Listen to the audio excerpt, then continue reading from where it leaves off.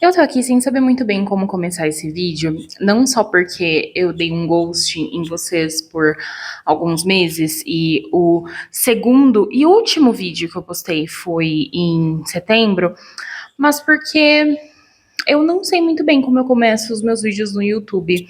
Mas enfim, oi, feliz 2025! Como vocês passaram a virada do ano? Eu fiquei na minha casa com o meu cônjuge e o meu filho, que é meu cachorro, que inclusive tá aqui andando ao meu lado, que eu tô sentada no chão da sala agora. Ele não gosta muito de aparecer na câmera, mas ele tá aqui comigo. Eu tava super preocupada porque ano passado ele ficou bem abalado com os fogos de artifício e esse ano ele tava dormindo.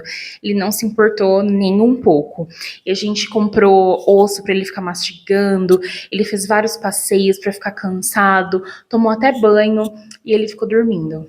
Então, espero que 2025 seja um ano tão calmo, tranquilo e pleno como o Linneu estava na virada do ano. Eu acho que esses momentos que simbolizam transições e fins de ciclo e começo de uma nova história são momentos onde a gente fica muito pensativo e muito sentimental, né? Lembrando das coisas que aconteceram ao longo do ano e pensando nas coisas incríveis e nas coisas horríveis que aconteceram. E eu posso dizer que 2024 foi um dos melhores anos da minha vida. Eu fui muito feliz, eu fui para lugares incríveis e é para isso que eu tô aqui agora, para contar para vocês os meus lugares favoritos. Eu tentei fazer uma lista enxuta, mas eu sou uma pessoa que ama as coisas incondicionalmente. Então eu tive muitos favoritos em 2024 e eu considero isso um privilégio, tá?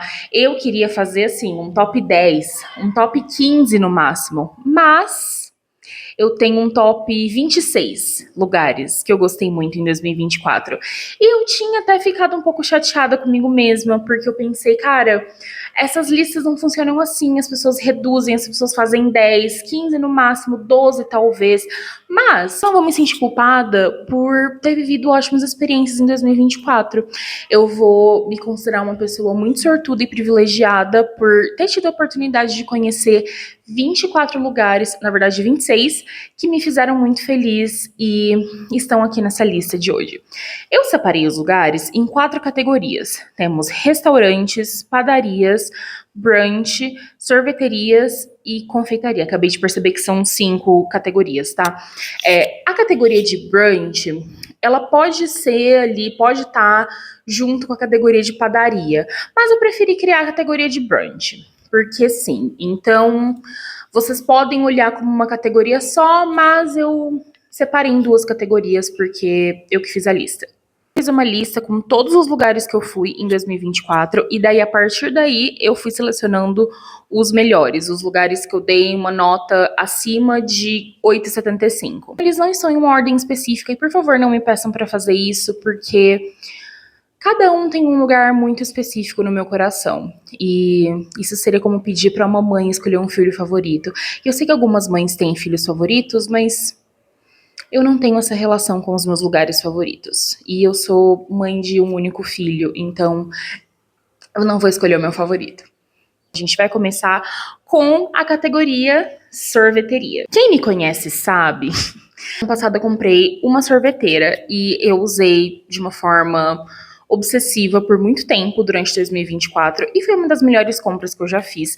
E eu fiz uns 25 sabores de sorvete diferentes, então eu sou completamente obcecada por sorvete. Eu acho que é a minha sobremesa favorita e eu acho que um bom sorvete hoje em dia tá meio difícil de achar, né? Porque antes os sorvetes de supermercado eles eram bem gostosos, mas hoje em dia é muito difícil achar um sorvete que não tenha gosto de gordura vegetal ou que não tenha 500 ingredientes diferentes e nenhum deles parece ser leite, açúcar, ovo, baunilha e sabe, coisas básicas que a gente usa num sorvete. O primeiro lugar é a Lumi Cream, que fica ali na Vila Madalena, no Beco do Batman. O dono e o criador de todos os sabores da Lume Cream é o Fabrício Luminato. E quando eu fui lá conhecer a sorveteria, junto com o meu amigo Matheus, a gente ficou um tempão conversando com ele. Ele é muito simpático, super querido. A gente provou todos os sorvetes. E ele disse pra gente que ele era um nerd da confeitaria. E essa descrição tá no perfil do Instagram dele. Ele também é artista grafiteiro e ele trabalhou como confeiteiro em um restaurante. E ele começou a Lume Cream como um carrinho de sorvete. E hoje virou um ponto físico. Lá na Lume Cream, eu tomei simplesmente o melhor sorvete de brigadeiro da minha vida toda. E lá tem uma casquinha que chama sobremesa, que é uma casquinha de brigadeiro, recheada com brigadeiro, feita de chocolate e tem vários granulados por fora. E daí ela custa R$ 22, se eu não me engano. E além de vir a casquinha super recheada com brigadeiro, você também pode colocar até 2 bolas de sorvete. Eu, completamente fascinada pelo sorvete de brigadeiro, comprei a casquinha de brigadeiro só com sorvete de brigadeiro. Então eu peguei tudo de brigadeiro, 2 bolas de brigadeiro, e eu fui muito feliz. Outros sabores como manteiga de garrafa, coentro, que era muito gostoso. Tinha um que era o sonho azul. Vocês lembram daquele sorvete que tinha nas sorveterias de bairro, que era azul e tinha gosto de azul, que na verdade era só gosto de conservante e corante? E na minha cidade chamava Blue Ice, eu não sei como chamava na sua cidade. Ele fez uma versão desse sorvete usando corantes naturais e também era muito gostoso. Mas eu fiquei completamente obcecada pelo de brigadeiro e foi só esse que eu peguei. O cardápio é sazonal e muda com frequência, então caso você vá lá, talvez não tenha um sorvete de brigadeiro, eu sinto muito, ou sorvete de coentro, ou algum dos outros que eu falei aqui, porque ele sempre tá criando coisas novas. Mas eu tenho certeza que o menu que estiver disponível no momento que você for visitar vai ser tão incrível quanto o que eu encontrei quando eu vi lá. O segundo lugar da minha lista é a Brasileira Sorvetes Artesanais. É uma sorveteria que fica ali na Vila Buarque. Os sorvetes são artesanais, inclusive eles dizem que fazem sorvete à moda antiga, porque a sorveteira que eles usam é uma versão que se usava antigamente. Ela é bem grande e ela faz sorvetes maravilhosos, porque tudo que eu provei lá foi absolutamente impecável. Tem opções veganas, opções zero açúcar. Quando eu fui lá, eu provei o sorvete de caju, que é vegano, e foi um dos melhores sorvetes que eu já provei. É maravilhoso. Quando eu fui lá, a opção de sorvete zero açúcar era de café e era um sabor muito gostoso. O meu namorado só consome sorvete zero açúcar, se tornou um projeto na minha vida e com ele nessa sorveteria, mas isso também entra numa coisa que é o cardápio da Brasileira Sorvetes é sazonal e também muda com frequência. Então, quando a gente teve a oportunidade de ir até lá de novo, o sorvete de café não estava disponível. Mas não tem problema, porque os outros sabores são muito gostosos. Para mim, o melhor até agora foi o de caju. Se eu não me engano, essa sorveteria fica aberta todos os dias, então até de segunda-feira, se você quiser passar lá e tomar um sorvetinho, ela vai estar aberta. E os valores variam entre 18 a R$ 22. A terceira sorveteria da minha lista é a Glida, que é uma sorveteria com sorvetes judaicos. Inclusive, Glida significa sorvete em hebraico. A primeira vez que eu provei esse sorvete foi pelo iFood, é uma sorveteria que fica no bairro de Higienópolis, e eu pedi em casa 3 sabores diferentes. Eu pedi de doce de leite, laranja com chocolate e chocolate branco. E os sabores são maravilhosos. O sorvete de chocolate branco me trouxe tantas memórias. Quando eu era criança, tinha um sorvete na sorveteria da minha cidade que chamava Galac, que era um sorvete de chocolate branco com pedaços de chocolate branco. Desde então, eu nunca achei um sorvete tão gostoso quanto aquele, até provar o sorvete de chocolate branco da Glida. Era maravilhoso, muito cremoso, bem denso e com pedaços enormes de chocolate branco. O sorvete de laranja com chocolate também foi muito surpreendente, porque era um sorbet de laranja com pedaços enormes de chocolate dentro. Era como se fosse um flocos, só que a base não era baunilha, era um sorbet de laranja. Depois eu fui na Glida presencialmente para provar o sorvete e foi uma das melhores decisões, porque lá eles servem o sorvete na lafa, que é como se fosse um pão, sabe aquele pão árabe bem fininho? É esse pão, é essa casquinha. E eles servem com alguma calda. Eu sempre escolho o ganache de romã, que é maravilhoso. O dono da Glida, que é o Rony, é muito querido e ele que é a mente criativa por trás dos sabores. Eu fui com o meu namorado e ele provou o sorvete de chocolate zero açúcar, que era maravilhoso. Pedaços de chocolate, era muito cremoso, muito gostoso e não tinha gosto de adoçante, tinha gosto de chocolate, o que é uma coisa muito rara de se encontrar em sorvetes zero açúcar. Quarta e última sorveteria da minha lista é a Cangote Sorvetes, que também fica ali no centro, e é uma sorveteria com sabores nordestinos. Os sorvetes da Cangote não tem conservantes e gordura vegetal. Eu acho que talvez a maioria dos sorvetes seja vegano. Todos os sabores que eu já provei, eu acho que os meus favoritos são tamarindo, maravilhoso, siriguela, embora eu queria que fosse um pouquinho mais azedinho, e o de chocolate. O sorvete de chocolate deles tem sabor de chocolate.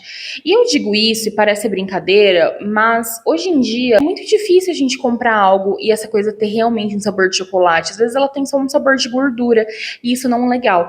O sorvete de chocolate da Cangote Sorvetes tem um sabor forte de chocolate, um sabor intenso, e isso é muito gostoso. A categoria de confeitaria tem 3 lugares que eu conheci em 2024 e eu gostei muito. O primeiro lugar é o Sugar High. É uma confeitaria que fica ali no centro, uma portinha na rua Jaguaribe. Lá tem vários tipos de docinhos e folhados. Fica bem claro que a inspiração deles ali tem uma pegada um pouco mais francesa. Para uma confeitaria, eles têm opções salgadas muito gostosas, porque quando eu fui lá, eu comi um croissant recheado com pastrame e picles, que tava maravilhoso. O croissant tava incrível por si só, mas o recheio tava muito gostoso. Então, para uma confeitaria, eles ganham pontos extras por terem opções salgadas igualmente gostosas. Depois a gente pediu um folhado de blueberry que tava maravilhoso. Eles arrasam muito nos folhados, inclusive eles têm um cubo folhado recheado que eu não consegui comprar às vezes que eu fui lá porque já estava esgotado, mas fica aí um projeto para 2025. Mas o folhado de blueberry tava muito gostoso, muito fresco, tava cheio de blueberries frescas em cima, tinha um creme bem gostoso. E tinha uma sobremesa que a moça que nos atendeu, que era muito querida por sinal, falou que era o carro-chefe da casa, que era uma barrinha de amendoim com chocolate. E eu entendi por que era o carro-chefe da casa, porque ela é maravilhosa. Era uma base, que era uma massa de torta, o recheio era um caramelo com amendoim e por cima tinha uma ganache bem rica de chocolate amargo com uns floquinhos de sal e mais amendoim por cima. Tava muito gostoso. Eu adoro esse tipo de sobremesa que brilha na simplicidade. E foi uma das melhores sobremesas que eu comi em 2024. Então, gostei muito da Sugar High, vou voltar mais vezes esse ano. O segundo lugar da minha lista de confeitaria é a Crime Pastry Shop. Provavelmente todo mundo já conhece, porque ela ficou bem hypada e com razão, ela foi eleita a melhor confeitaria, a melhor coisa de São Paulo várias vezes. Essa confeitaria é comandada pelo chefe confeiteiro Rafael Protti e o carro-chefe é o Mil Folhas, que realmente é muito gostoso. Tem um Mil Folhas que às vezes eles fazem, eu não sei se é sempre, que é de caramelo salgado, que é maravilhoso. Mas pra mim, eu já provei alguns dos itens que eles têm ali, pra mim o melhor de todos é a choux recheada com maçã verde.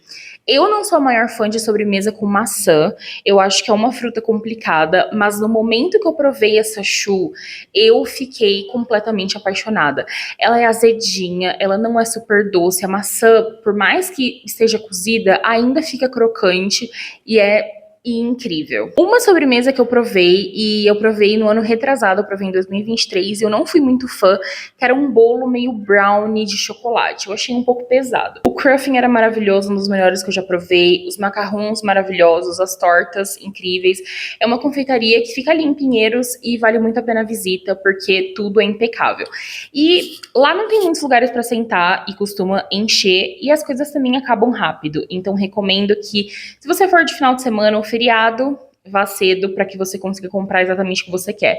Porque eu lembro de uma vez que eu fui lá, eu tava passando pela região e fui lá para ver o que tinha, e eu peguei o último cruffin e eu consegui ver um olhar de decepção numa moça que chegou depois de mim, porque ela claramente queria comprar um cruffin também. Então, recomendo chegar cedo para conseguir pegar tudo que você quer. E a terceira e última confeitaria que eu gostei muito de conhecer em 2024 foi a Chocolatria, que é da chefe confeiteira Simone Izumi. Todas as vezes que eu como alguma coisa da Chocolatria, eu fico pensando em qual será que é o signo da Simone, que é a dona da confeitaria, porque tudo é feito de uma forma muito meticulosa e muito impecável. Todos os componentes dos itens estavam maravilhosos, então desde a massa ao recheio estava tudo muito perfeitamente executado. O item que eu mais gosto da Chocolatria é a choux recheada com shortcake de morango. É uma massa choux recheada com um pedaço de bolo bem fofinho, um creme e um monte de morango. Eu acho que um dos pratos mais famosos lá é o bolo trovão, que é um bolo de chocolate, e eu provei da última vez que eu fui lá, e é realmente muito gostoso, muito cremoso, e não é enjoativo, o que é algo levemente difícil para se fazer em uma sobremesa de chocolate. Também tem vários bombons e várias trufas, e lá eles fazem um molde em 3D para fazer as trufas e os bombons. Tem um molde de figo que eu vi no Instagram, que eles fazem um molde do figo. Então é tudo muito pensado, tudo muito bem executado, tudo muito gostoso e muito bem servido. Aqui em São Paulo, tem alguns lugares que, assim, né, servem em porções minúsculas. Lá na chocolateria, as porções são muito bem servidas. Indo na categoria de brunch, que talvez seja uma vibe mais padaria do que brunch, mas eu já me comprometi com brunch nessa lista, então vai estar na categoria brunch, mas vocês podem considerar a categoria padaria. Um dos lugares que mais me fez feliz em 2024 é o Na Fila do Pão, que é uma padaria e eles também se chamam de bruncheria. O Diego, que é o dono e também a cabeça criativa por trás de tudo, é designer e ele começou a vender pão durante a pandemia. E deu tão certo que ele abriu uma primeira unidade da Na Fila do Pão, que fica ali na Barra Funda, na Rua Margarida, e aí deu mais certo ainda e ele abriu uma segunda unidade que fica na Rua Jaguaribe, onde eles servem brunches. Mineiro, e ele trouxe bastante dessa influência da culinária mineira para São Paulo. Inclusive, eu não sou muito fã de pão de queijo, mas o primeiro pão de queijo que eu achei realmente gostoso foi o que eu comi lá na Fila do Pão. E essa influência mineira a gente vê também no meu prato favorito, que é o Ovos Benzadeus, que é uma releitura dos ovos beneditinos, mas ao invés de ter um molho holandês, tem um creme de queijos que é muito saboroso, pão de queijo canastra, alho e alecrim, que é o que me fez conhecer essa padaria. Foi o primeiro pão que eu comprei quando eu fui pela primeira vez na unidade da Barra Funda em 2023. Tão gostoso e tem tantos pedaços de queijo canastra dentro que dá pra você comer puro. Eles lançaram recentemente, que é um biscoito de polvilho com uma cobertura de chocolate amargo e flor de sal. Eu não tenho o que dizer, você precisa provar isso, porque é simplesmente maravilhoso. A Na Fila do Pão fica aberta todos os dias e tem opções de café da manhã, brunch, almoço, e eu recomendo muito, vale muito a pena. Inclusive, ela fica na mesma rua da Sugar High e do lado da Cangote Sorvetes, então você pode fazer um rolê completo. O segundo lugar de brunches também tem uma vibe meio padaria, mas eu coloquei na categoria brunch porque só abre às 10 ou 11 da manhã, e isso pra mim já não é mais padaria, isso pra mim já é brunch, então está na categoria brunch. Mas é aqui o Bake House, que fica ali na Vila Madalena. O dono e o mastermind por trás aqui, o Bake House, é o chefe Henrique Yukio, e ele trabalhava no Pipo. Aí ele se apaixonou pelo mundo da panificação e abriu o próprio lugar, que é uma padaria especializada em folhados. E tudo é feito com massa folhada ali, e eu te juro que vai ser uma das melhores massas folhadas que você vai provar na sua vida. Lá eles têm várias opções salgadas e doces, e já provei muita coisa do menu, porque todas as vezes que eu passo pela Vila Madalena, eu dou uma passadinha lá. E os meus favoritos são quase todos, mas de prato salgado que eu mais gostei é um croissant que é recheado com tartar de carne. E tem uma influência asiática, porque dá pra sentir ali um óleo de gergelim e a cebola roxa. É uma tortinha de limão, e ela é uma base de massa folhada com um creme bem azedinho de limão, uma cobertura de merengue e tinha umas folhinhas de manjericão roxo. Tava impecável. O croissant por si só também é muito gostoso, não tem muito o que dizer do Divo, porque, né, massa folhada, croissant, ali você ir no show da Beyoncé e esperar que ela cante bem. Tipo, você já sabe o que vai acontecer. Mas tem um croissant que é recheado com 3 chocolates, com chocolate ao leite, amargo e chocolate branco, e é muito gostoso. E teve um dia que eu fui lá e ele tava assim, fresquinho, recém-saído do forno. Em poucos lugares, então talvez você pegue uma fila, mas recomendo que você chegue cedo, tipo assim, bem perto da abertura, porque daí você garante um lugar. O terceiro lugar de brunch da minha lista é a Akadeli. Tem uma pegada meio deli judaica e meio restaurante. Você encontra pratos que servem os dois propósitos. O melhor bagel de São Paulo foi o meu favorito. E o picles de lá é feito à moda antiga. Ele é um picles fermentado com água e sal. E eu comprei também para levar para casa e foi um dos melhores picles que eu já comi. Pensando em qual categoria que me fez mais feliz em 2024, e eu acho que a categoria padaria tá vindo com tudo. Todas as padarias que eu fui estão aqui nessa lista, de tão incríveis que elas foram. A primeira padaria é a Fazemos Pão, que é uma padaria que eu conheço desde 2019, 2023. Eu já pedi delivery e já fui comer lá pessoalmente. Não é instagramável, não tem decoração pra você tirar foto. Ele é simples e tem uma vitrine gigantesca. E é isso que importa. O brioche de mandioquinha, que é um dos melhores pães que eu já comi na minha vida. Eu não costumo gostar de comer focaccia fora de casa, mas eu comi um sanduíche de mortadela, tomate assado e rúcula num pedaço de focaccia lá, que foi simplesmente maravilhoso. E eles também têm um bolo gelado de pistache, que é muito bom, que eles vendem desde antes desse hype do pistache, e é feito com pistache de verdade, o que hoje em dia também tá difícil de achar. O lugar que eu gostei muito de conhecer em 2024 foi a Mishi Mishi, que inclusive abriu em 2024. A Mishi Mishi é uma padaria com inspiração francesa, inclusive o dono é francês, e a Mishi Mishi tem a melhor baguete que eu já comi na minha vida. Eu fui um feriado tomar um café da manhã com meu namorado e eu pedi um sanduíche parisiense, que é um sanduíche na baguete com mostarda Dijon, presunto royale, queijo e picles, e eu juro que foi um dos melhores sanduíches que eu já comi. Eu comprei uma baguete e repliquei na minha casa um dia depois, porque tava muito saboroso. E a baguete é super crocante e cheia de bolhas. Todas as coisas que você compra ali, todos os pães, você consegue ver que foram fermentados perfeitamente. Inclusive, eles têm uma chefe padeira, que é a Neia, que é maravilhosa. Eu admiro muito o trabalho dela. E ela faz não só pães, mas folhados com maestria e perfeição. Tem um folhado de maçã que é maravilhoso e eu gosto mais dele do que do pão chocolate. Se você der sorte, no dia que você for lá, eles vão ter feito cruffin. Tem a opção de baunilha, caramelo salgado, limão e chocolate. Eu nunca consegui achar o de limão. Tem também um de avelã que meu namorado comeu e gostou muito. Continuando ali na região de Pompeia e Perdizes, tem a PAC, que significa para acompanhar o café. E eles têm pães maravilhosos, mas eles têm opções de doces que chamam muita atenção. Um cookie de erva mate e chocolate branco, que é muito gostoso. Eles têm sonho, que eu adoro. Tem um bolo de chocolate com brigadeiro, que eu lembro que eu comprei uma vez uma fatia pra dividir com meu namorado, e eu fiquei muito triste de ter que dividir com ele. Eu quase cogitei não falar pra ele que eu tinha comprado essa fatia. Mas eu comi só metade, eu fui, sabe, uma namorada maravilhosa e dei a metade pra ele. Mas enfim, eles têm um bolinho de cumaru com frutas amarelas que é impecável. Impecável. Quando eu comi aquele bolinho, eu fiquei tipo, gente, eu quero servir esse bolo no meu casamento. A Lida, que é a quarta padaria que me fez muito feliz esse ano, não é só uma padaria, elas também vendem sorvete. Então lá você pode encontrar a base da pirâmide alimentar, que é pão e sorvete. A Lida é focada em pães e folhados com 100% de farinha integral. Inclusive, a Rani, que é a chefe padeira da Lida, faz a farinha lá. Ela moe o trigo, ela faz a farinha. Menina, é uma coisa assim, sabe? Do zero mesmo. Eu recomendo o Chocopan, que é maravilhoso. Elas fazem folhados. E tem um folhado que eu comi de chocolate com azeitona. Não revire os olhos, porque combina muito. O menu muda semanalmente, então o folhado que você encontrou em uma semana não vai ser o mesmo que você vai encontrar semana que vem. E tem uma coisa muito bonita nisso, nessa coisa efêmera de você provar um folhado de chocolate com azeitona e ficar para sempre desejando ele, porque você não vai encontrar de novo. A Lida fica em Pinheiros, mas não tem mesas para você sentar e consumir ali, então é meio que você chega, compra e vai para sua casa aproveitar. Eu me mudei para São Paulo em 2022, dia 23 de dezembro. E eu lembro que na minha lista de metas pro ano seguinte, que era 2023, tava conhecer novos restaurantes. Eu não conheci tantos restaurantes assim em 2023, porque foi um ano meio flop na minha vida, mas 2024 eu consegui tirar muito esse plano do papel, conheci vários lugares incríveis. Eu acho que eu não tive o desprazer de conhecer algum lugar que eu não tenha gostado, que a comida tenha sido horrível ou algo assim.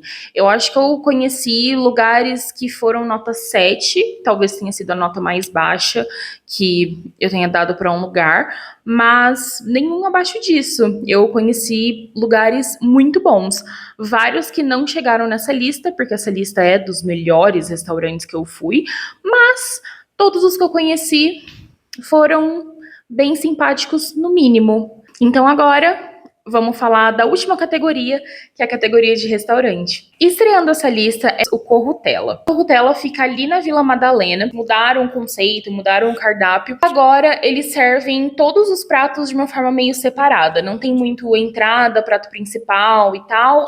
As comidas são separadas por categorias e você pode montar meio que o prato que você quiser. As coisas, pelo que eu lembro, porque foi o primeiro restaurante que eu fui em 2024, então aí deve fazer quase um ano que eu fui até lá. Inclusive, preciso voltar. Mas eu lembro que as coisas eram separadas em vegetais, molhos, e tinha proteínas, tipo carnes, assim. Foi um dos restaurantes mais caros que eu já fui, já deixo esse alerta, hein? Mas foi um dos melhores que eu já fui. A minha única ressalva é que o polvo, que estava lindo, estava meio duro, e isso me deixou um pouco triste. Mas todo o resto, principalmente os legumes e as verduras e a salada, estava muito gostoso. Eles têm uma sobremesa bem famosa, que é um creme de genipapo, que é azul, com ovos nevados, que é tipo uma clara em neve, que eu imagino que eles cozinhem um leite bem temperado, com especiarias, e ela é bem gostosa.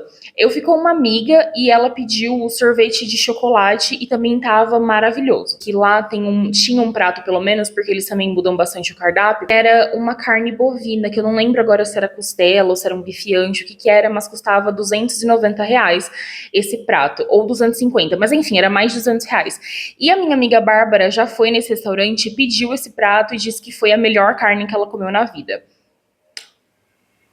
Eu não cheguei a pedir, mas fica aí a mensagem, caso você vá para Corrutela. O segundo restaurante dessa lista não me surpreendeu nem um pouco, porque eu tinha altas expectativas para ele, e é o Mocotó, do chefe Rodrigo Oliveira, que recentemente virou jurado do MasterChef e tal.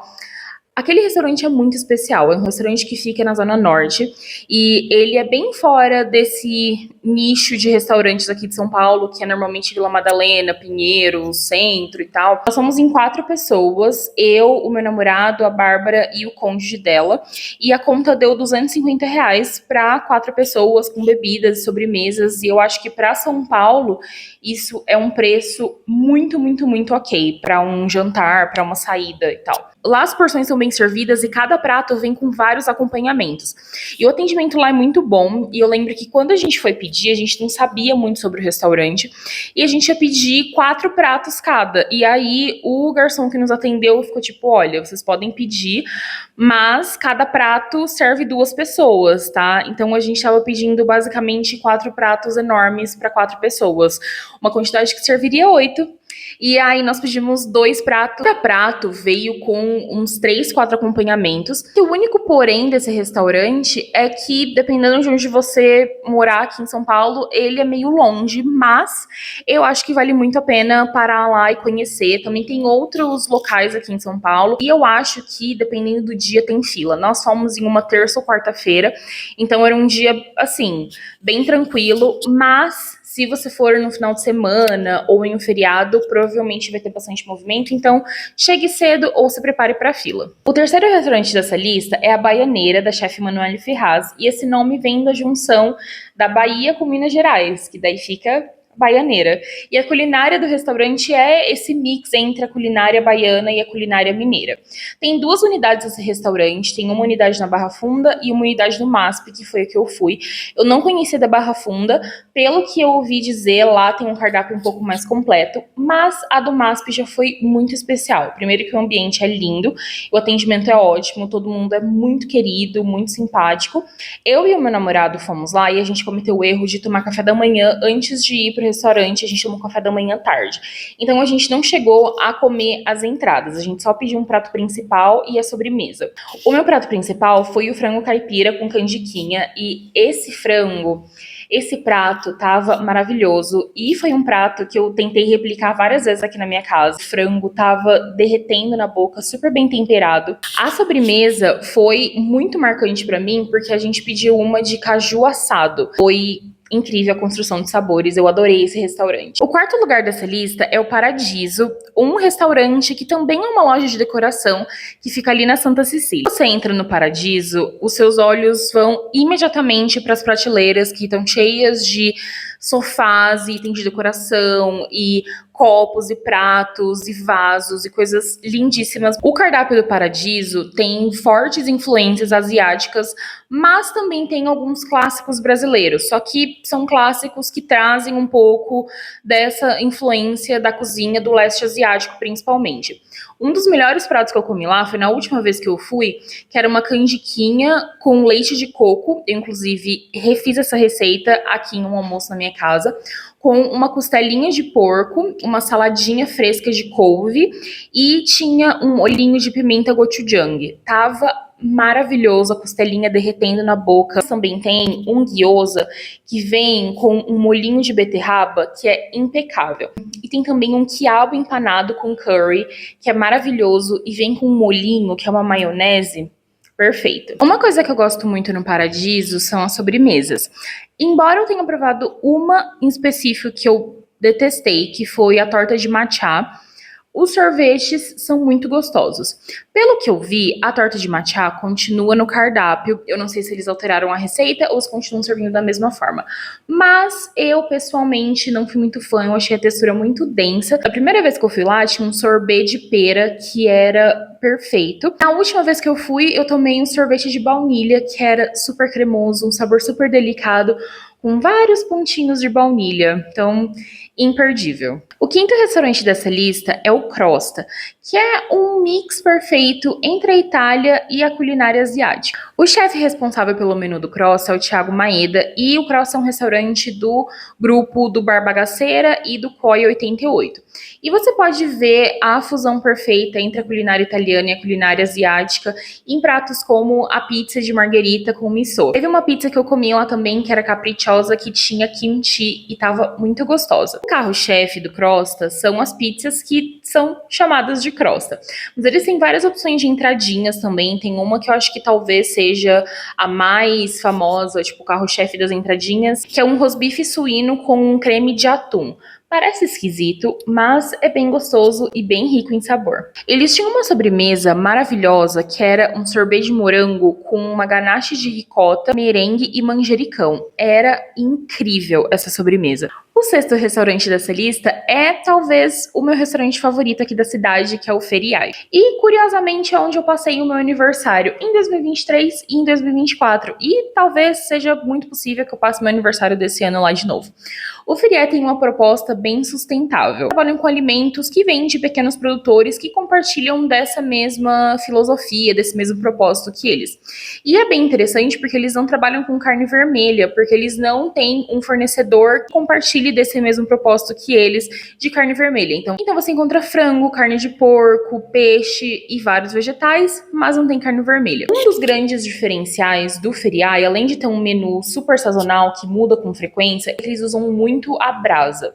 Então todos os vegetais, todas as carnes têm um sabor tostadinho que fica muito gostoso. Sobremesas incríveis. Tem a pavlova, que eu acho que é um dos únicos pratos que tá no menu desde sempre. É uma pavlova servida com morangos fermentados e ela é simplesmente perfeita. Eu acho que é a melhor pavlova que eu já comi. A construção de sabores é incrível e, sério, vale a pena. Se você for no Feriai, não deixe de pedir a pavlova, porque é um dos melhores pratos. O sétimo restaurante dessa lista é o Chuque, que é muito conhecido aqui em São Paulo. Inclusive, esse é um dos motivos que me fez demorar tanto para ir pro Chuque, porque ele estava sempre lotado. Eu tinha um pouco de preguiça de ir até lá. Ele tem 2 unidades atualmente, uma fica em Pinheiros e uma fica na Vila Madalena, mas elas são bem próximas ali uma da outra.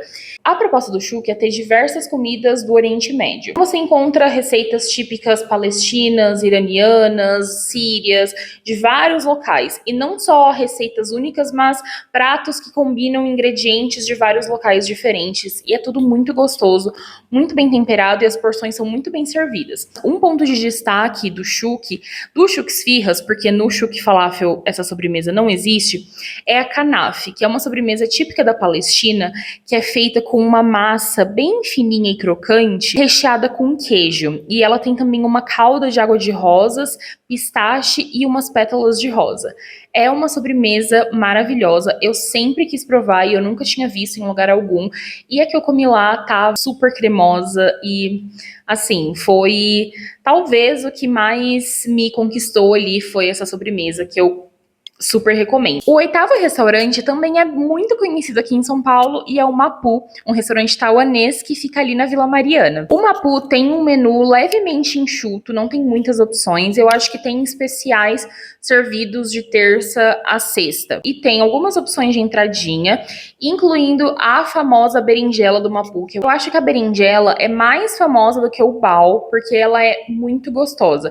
Ela é bem cremosa por dentro e tem um molhinho de miso e é super crocante por fora. Vale muito a pena pedir porque é sensacional. O Mapu é pequenininho, então recomendo chegar bem cedinho ou mais tarde, porque senão você vai pegar uma filinha leve, mas assim, que lugar que você não pega fila aqui em São Paulo, né? O nono restaurante dessa lista é o Kotori, um izakaya que serve espetinhos. O Kotori fica em Pinheiros e é um restaurante japonês que serve comida quente. Eles têm um menu mais enxuto e tem algumas opções de entradinhas, vários espetinhos e alguns outros pratos. Tem um galeto a passarinho que é muito crocante e vem com uma maionese e umas pimentinhas fritas, simplesmente impecável. Eu já pedi também a couve com um molhinho de miso, que é muito saborosa. E de espetinhos eu já comi o coração de frango, a bananinha bovina e a ostrinha de frango, um sabor incrível. Um prato que não dá pra sair do Kotori sem pedir é a rabanada. É uma fatia de pão bem grossa que eles servem com uma bola de sorvete de creme.